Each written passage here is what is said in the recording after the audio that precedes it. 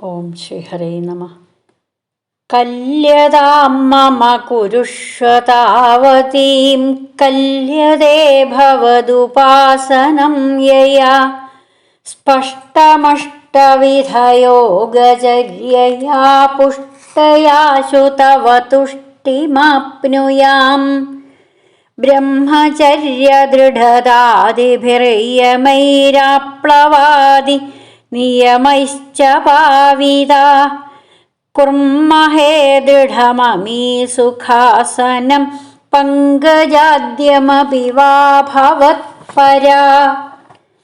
താരമന്തരനുചിന്യ സന്തതം പ്രാണവായുമഭിയമ്യ നിർമ്മലാ ഇന്ദ്രിയാണി വിഷയാദധാപഹൃത്യാസ്മഹേ ഭവദുപാസനോന്മുഖാ. അസ്ഫുടേവ പുഷിതേ പ്രയത്നതോ ധാരയേമധിഷണാം മുഹുർമുഹുഃ തേന ഭക്തിരസമന്തരാർദ്രതാമുദ്വഹേമ ഭവദംഘ്രിചിന്തകാ. വിസ്ഫുടാവയവഭേദസുന്ദരം ത്വദ്വപുഃ സുചിരശീലനാവശാത് അശ്രമം മനസി ചിന്തയാമഹേ ധ്യാനയോഗനിരതാസ്ത്വദാശ്രയാ.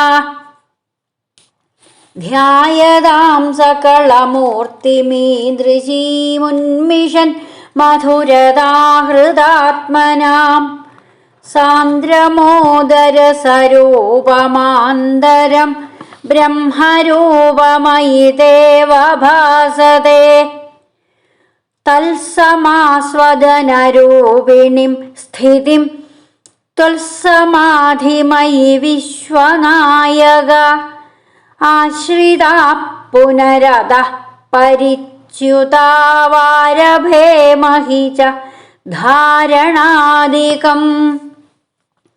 ഇത്തമഭ്യസന നിർഭരോല്ലസത്വത്പരാത്മ സുഖകൽപ്പിതോത്സവാ മുക്തഭക്തകുലമൗലിതാം ഗദാ സഞ്ചരേമ ശുകനാരദാദിവൽ.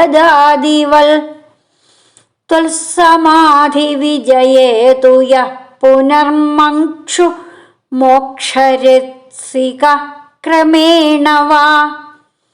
യോഗവശ്യമനിലം ഷഡാശ്രയൈ ഉന്നയത്യജ സുഷുമ്നയാശനൈ.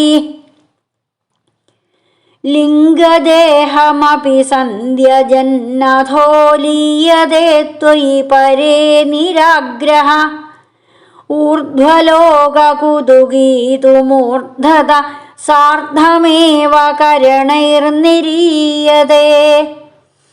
അഗ്നിവാസരളവർഷവക്ഷഗൈരുത്തരായണജുഷാ ച ദൈവതൈഃ പ്രാപിതോ രവിപദം ഭവത്പരോ മോദവാൻ ധ്രുവപദാന്തമീയതേ. ആസ്ഥിതോऽഥ മഹരാലയേ യദാ ശേഷവക്ത്രദഹനോഷ്മണാർദ്യതേ. ഈയതേ ഭവദുപാശ്രയസ്തദാ വേധസ പദമതഃ പുരൈവ വാ. തത്ര വാ തവ പദേഥവാ വസൻ പ്രാകൃതപ്രളയേതി മുക്തതാം. സ്വേച്ഛയാ ഖലു പുരാ വിമുച്യതേ സംവിഭിദ്യ ജഗദണ്ഡമോജസാ. തസ്യ ച ക്ഷിതിപയോ മഹോ നിലദ്യോ മഹത് പ്രകൃതിസപ്തഗാവൃതി. തത്തദാത്മകതയാ വിശൻ സുഖീയാതിദേ പദമനാവൃതം വിഭോ. അർച്ചിരാദിഗതിമീദൃശീം വ്രജൻ വിച്യുതിം ന ഭജതേ ജഗത്പദേ. സച്ചിദാത്മക ഭവദ്ഗുണോദയാനുച്ചരന്തമനിലേശ പാഹി മാം.